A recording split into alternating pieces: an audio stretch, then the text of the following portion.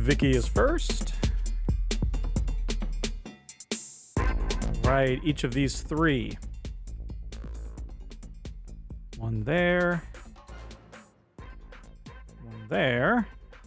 And then doesn't have two in a region, so it's first going to procreate. Could either do it there or there.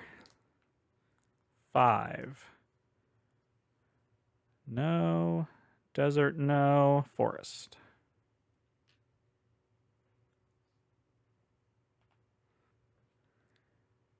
And then, oh, or could go to the desert or those grasslands. 3. Mountain. Oh, or could go to these mountains.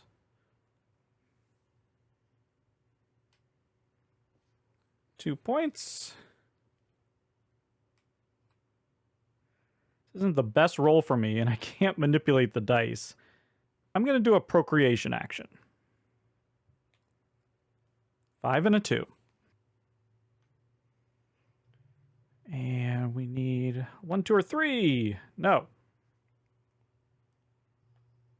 Okay, that was disappointing. Let's shuffle.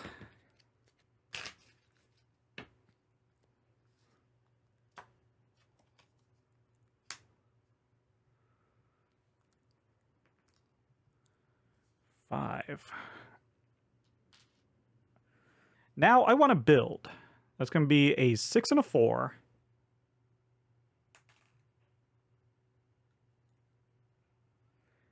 And so I could play a blue card, or I can do one of these buildings here. And we have several different buildings. I haven't really talked about them too much. You can build statues here. You build those onto these building ground spots, and they show the costs associated with it. You can also build farms, and that has no cost and actually gives you ideas, which might be helpful. You can also build settlements here, and the costs are right along here. Those would be good to build because those give you prosperity points for building them. You can see they're underneath there. And you also build those onto these building grounds. But for right now, I want to build one of these boats. So there's no cost. They have to go into an adjacent water region. They come with a good on them. And then as you can see right here, you have the option to then move one of your adjacent strong tribespeople onto the boat. Now what's cool about the boat is you can now use that to migrate sort of across that sea. And that raw good that's on the boat can actually be any adjacent good. So when you collect it, it can be any adjacent good that is showing. So we could make that a wood, or we could make that an oil, but hopefully we'll get to expose some of those other things. And because of our flippers, we can now, when we do a production, we can produce something from one of those adjacent regions and then put it right into our storage. So that's going to be really useful. Okay, next era scoring category ×2. Ugh, they're killing us on these tracks. This is going to be bad. And now I have 3 dice, so I'm going to do an early reset.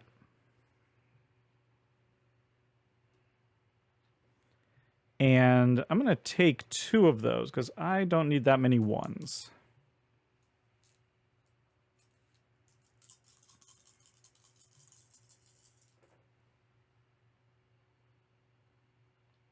Ooh, that was a nice mix. I think I need an extra 3. I'll take that 6 and make it a 3. I think that's what I need. And then, yeah, we'll make that an idea. And then this, yep, we're going to reset. Definitely want to migrate.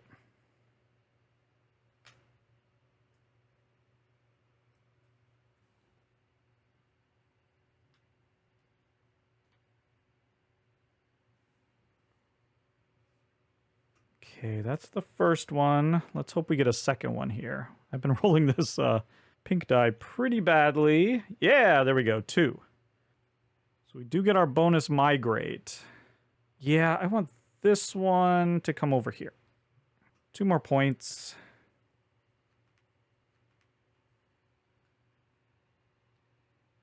Good, good. That worked out well.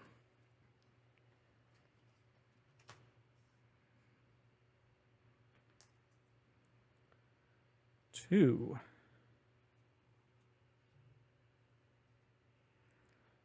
Okay, now just because those dice are gone, it's okay.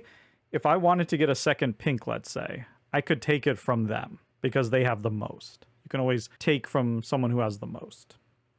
I feel like I need to migrate again. Now let's do an exploration. This is our bread and butter.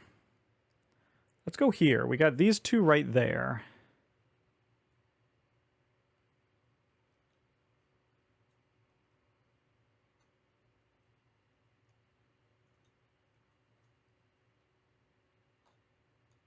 Wow, we finally found a glacier. So that's going to give us 4 plus 1. That's going to give us 1 plus 1. So that's 7 right now points. Plus the 2, that's 9. And then we can do 1 additional. I don't think we're coming over here. Hidden Grotto is 2 plus 1. So that's 12 points altogether from our exploration.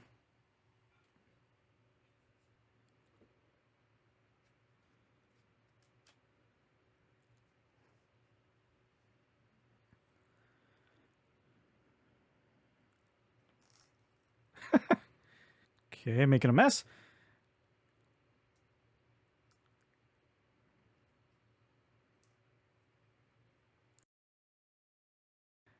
Ooh, we did this just in time.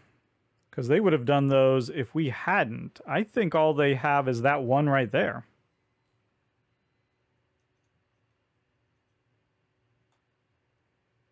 All right, they get 3 points. It's actually an interesting cave, because we could use that cave and jump right down over to there. Okay, I'm going to spin this idea. We'll make that a 1. We're going to do another migration. I want this guy to go through the cave.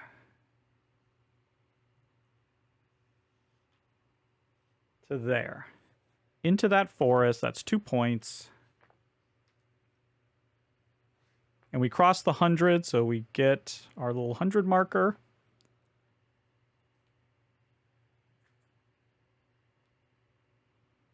And then hopefully we'll get another move. No.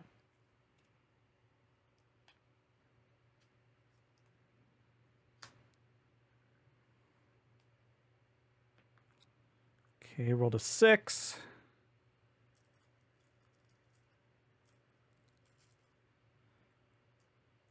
There. Oh, and hunting. And they're going to go where we are just to try to screw us up. I'm going to do another early reset.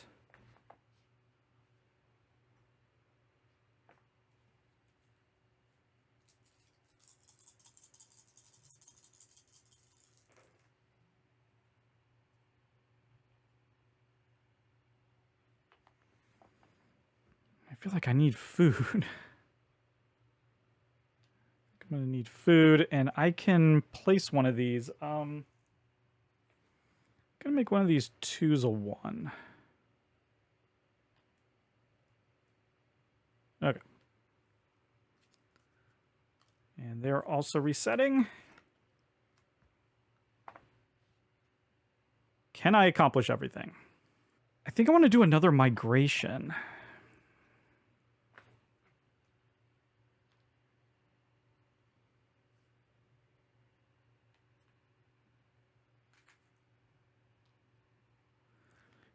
And then... Ah! 4!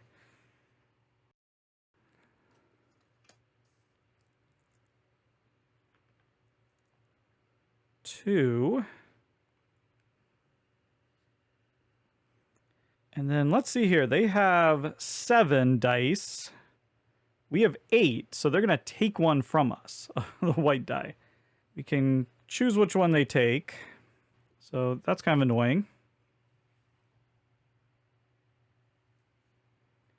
Exploration time, because we've got a great one right here. All 3 of those plus an extra one.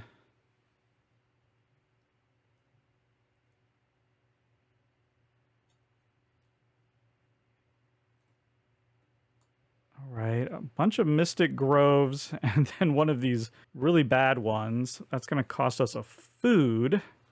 So food's going to be a problem. Aha.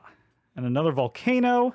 That's going to be 4 plus 1. So we have 5, 6, 7, 8, 9. I think we have 17 points worth of discoveries there.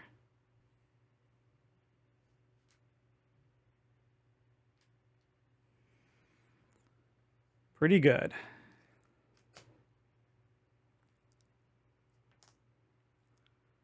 Two. Ugh. And hunting.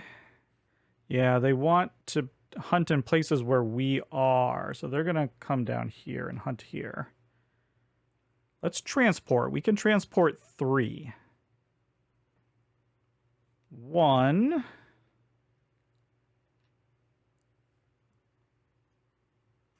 2. 3.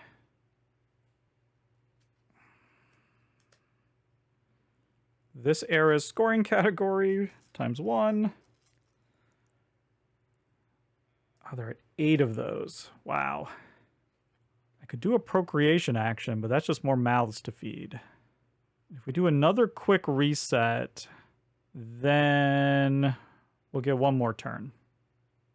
Yeah.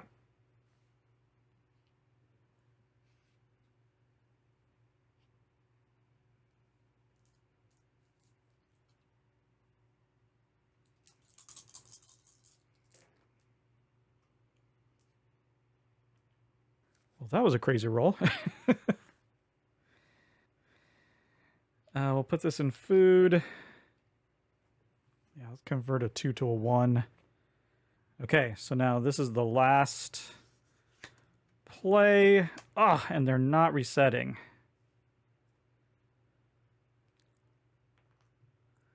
Roll to 2. Where do they want to add this person? We're going to roll for it. 3 mountains. Then they're going to put out a thing.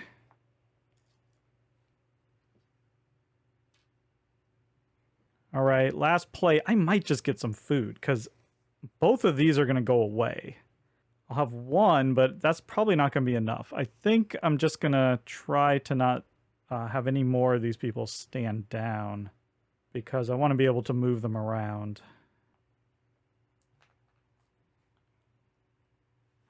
So there's a sustenance action, a 2-4, a roll, and we'll do it in the forest. Oh, we can go in the water. Oh, yeah. Oh, we don't have anyone there. It's just our boat. Never mind. 3 is a good roll. There we go. You look at the chart up there, and we get 3 food. Now we go to the sight phase. We got to pay a food to those Grim Wolves. And then we have a glacier here, which means one of our adjacent tribes need to lie down. That's a shame. And now we have these mystic oaks. We have 1 here and then 2 over there. You look at that chart, and that tells you how many points you're going to get for an adjacent controlled territory, adjacent to those mystic oaks. So here we are in a desert, and up there we're in a swamp. Each of those are worth 2. And then here in the hills, it's 1. So it's going to be 5 points altogether. All right, feeding time. We get to do a hunt. I think the best spaces are gone. We're going to have to go to the hills.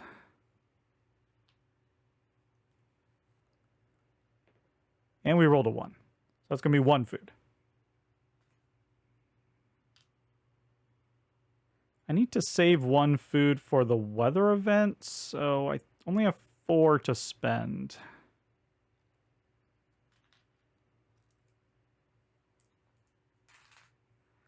We want our people laying down to eat so they don't die. So 1, 2, 3. And then one other person can eat. Let's say you, so these two can lie down.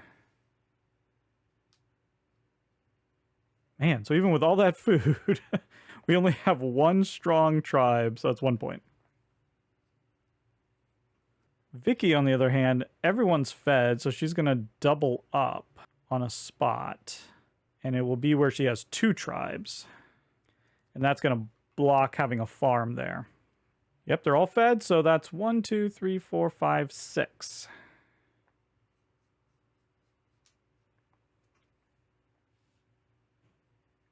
Now the weather, it's getting 1 hotter. And that's bad because we either have to give 1 food or lose a person. So I'll spend the food. And then the event was for whoever has the most on the technology track, which is not us. So we can't take advantage of that. And of course, V.I.C.I doesn't. So now we're just going to score for the era. And we are doing prosperity. V.I.C.I's prosperity is easy to calculate. She has 8 right here on this card. Times 3. That's 24. 1, 2, 3, 4. Right at 100. And she gets 100. Now, our prosperity is a little different. Like I said, if we had built some of these settlements, there are little prosperity icons underneath. So that would be one way that we could get them. Another way we could get them is by having columns filled of food. That would give us 1. Or of money. Every 2 give you a prosperity point. We don't have that. But down here, with your goods, you can see if you have goods on either side of these markers, then you'll get that many prosperity points. So here, we have both of those, so that gives us 1. And then we have both of those, that gives us 2. So that's 3, and then we have 1 here, so that's 4. So our prosperity is 4. It doesn't matter how many of those markers you have. It's just whether or not you have markers there. So I'm getting 4 times 3, 12 points.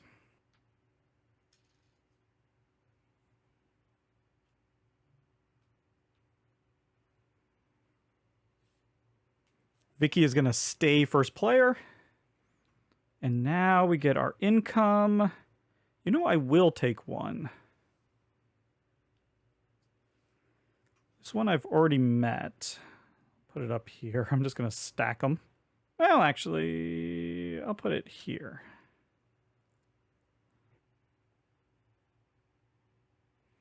Okay, now we're rolling for the technology track. Nope. Now we're rolling for an extra person. Yes.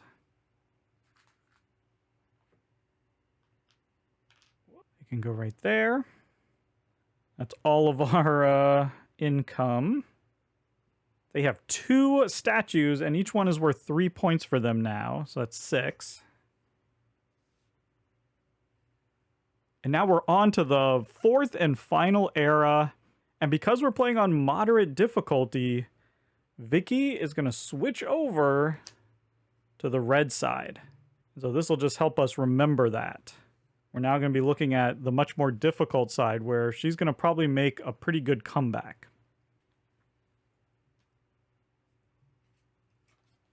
Our new event is corruption. The civilization has the most money may immediately install one of its gold chips without meeting the requirements. That's pretty good. V.I.C.I gets to roll for gold. She's going to take the 3rd. I might as well take the wax, although I am on 2 hills. Yeah. Got a lot of these now. Time to actually put them out, I think. Maybe gold? Gee, as silly as it sounds, I'm going to go for stone. Should I change my mind? I'm going to go gold. Okay.